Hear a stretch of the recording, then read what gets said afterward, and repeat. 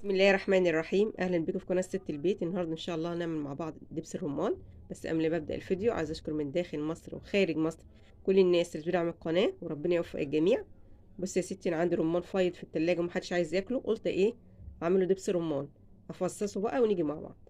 فصصناه بقى كده، هحطه في الخلاط واضربه. القشر بتاعه اوعي ترميه، ده كنز عندي، ده حلو قوي للمعده. بتغسليه وتفرشيه على اي حاجه ينشف، وبعد كده تحطيه في كيس وتحطيه في التلاجة. ماشي.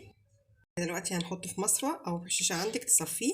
ماشي، هصفيه بقى ونيجي مع بعض بعد ما صفيناه مرتين. ماشي، لو عندك شاشه يا ريت تكون شاشه احسن برضو، عشان الطفل غلط لما يكون فيه. واوعي تحطي ميه عليه وانت بتضربيه، يعني بعد ما فصصتيه بتحطيه في الخلاط وبتضربيه يعني حبه بحبه. ماشي، هو تحطي فيه ميه خالص. هنحطه بقى على النار، على نار عاليه كده بس شويه 10 دقايق، وبعد كده نوطي عليه خالص. اول ما يبدا يغلي كده هيطلع زي ريم، ده لازم تعينيه. ماشي، نعين الريم ده كده، وكل شويه تقلبي وتعيني الريم ده كل شويه. ماشي، هعين الريم ده بقى ونيجي مع بعض. بصوا يا جماعه بقى اهو، ما شاء الله قرب يتقل اهو، شايفين؟ وكمان رايق اهو، عشان عينت كمان الريم اللي فوق لازم تعيني الريم. ماشي. بصوا يا جماعه ادي اللون بتاعه ما شاء الله اهو. سهل جدا دبس الرمان بدل ما تجيبيه غالي من بره. طبعا هم حاجه صغيره عندي، لان هم اصلا كانوا حاجه صغيره في التلاجة، فقلت بدل ما ارميهم محدش عايز ياكلهم يعني، فرحت عاملاهم دبس رمان. هينفعوا في المشويات، في اي حاجه بتحتاجيها انت.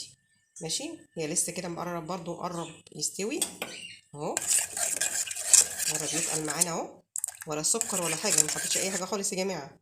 بس انت وبتضربيه في الخلاط اوعي تحطي ميه، هو بس الرمان بتحطيه في الخلاط وتضربي الخلاط حبه بحبه عشان ما يبص معاكي. ماشي، هنسيبه برضو لغايه ما يقعد شويه وبعد كده نيجي مع بعض. بس كمان كده خلاص خلص يا جماعه دبس الرمان. بصوا عامل ازاي. ماشي،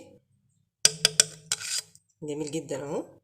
انا بس بديك الفكره، لو جبت عندك يعني عندك شويه كتير ومش قادره تعملي بيهم حاجه، بتفصصيهم وبعد كده بتحطيهم في الخلاط من غير ميه، تضربيهم وبعد كده بتصفيهم بحته شاشه عندك.